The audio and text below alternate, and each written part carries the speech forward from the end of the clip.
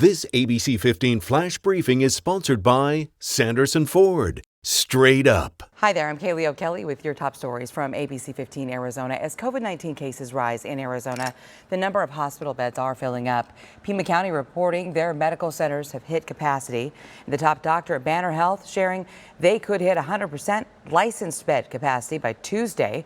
There are 400 jobs available to help ease the burden on staff. We expect to get significantly strained in the healthcare system, which will mean more difficulty taking care of these very ill COVID patients, as well as more difficulty caring for other individuals who have heart attacks, strokes, infections, and the like.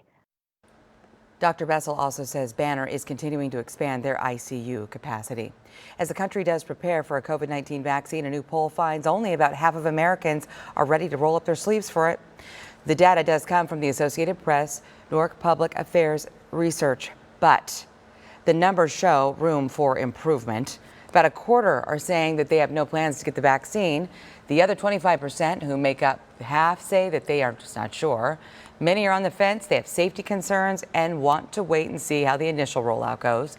Health experts are estimating at least 70% of the U.S. population needs to get vaccinated to achieve herd immunity. COVID-19 vaccine trials are expanding to more age groups, too. A concern for parents is how the vaccine will impact kids. Our Nick Saletti has more on its effects.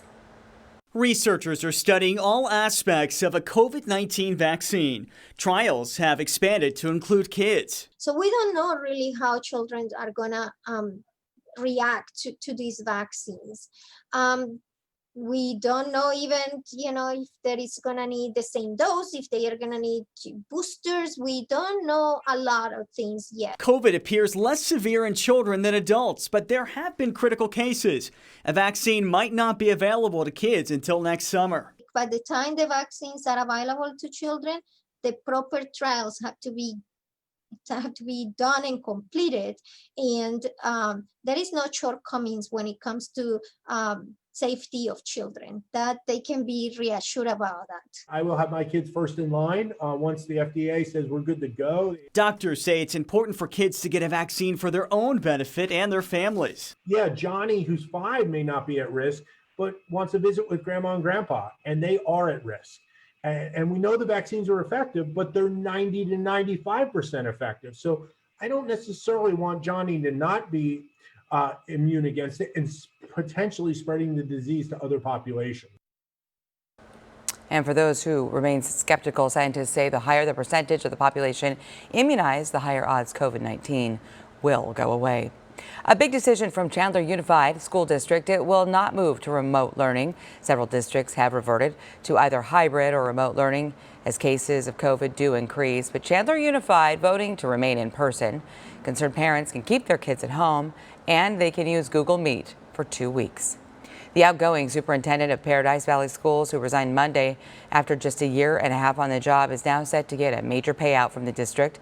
The release agreement for Dr. Jesse Wells shows the district will pay more than $413,000 in severance next month, more than double his annual base salary.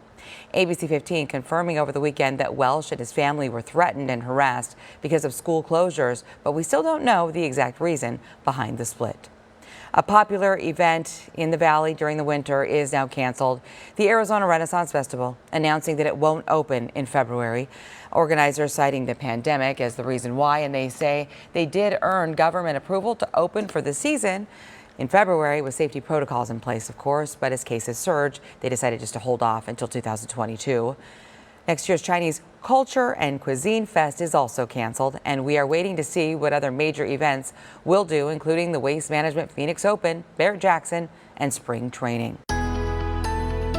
Time now for that most accurate forecast. I'm meteorologist Iris Hermosillo. Plan on scattered showers and a few embedded thunderstorms through the morning hours. Then we could still see a few showers here in the valley as we go into this afternoon, too. That rain chance will favor areas across southeast Arizona, and that also means the southeast valley as opposed to the west and northwest valley. But really valley-wide, we've got about an 80% chance for rain this morning. Then this afternoon, those lingering rain chances. We're also going to track some snow in the high country. We could still end up with about 1 to 2 inches of snow in spots along the Mogollon Rim. Higher amounts showers possible in the White Mountains. For the valley, looking for that rain to end up at about 1/4 inch of rain. So it's not going to be a lot, but it's finally some measurable rainfall after more than 100 days without it. And temperatures, they are dropping significantly after reaching a high of 80 yesterday. We're down into the low 60s today, with temperatures gradually trending up to near normal just in time for the weekend. So an 80% chance for rain this morning, a 10% chance for rain tomorrow. The weekend looks mostly sunny and nice and mild.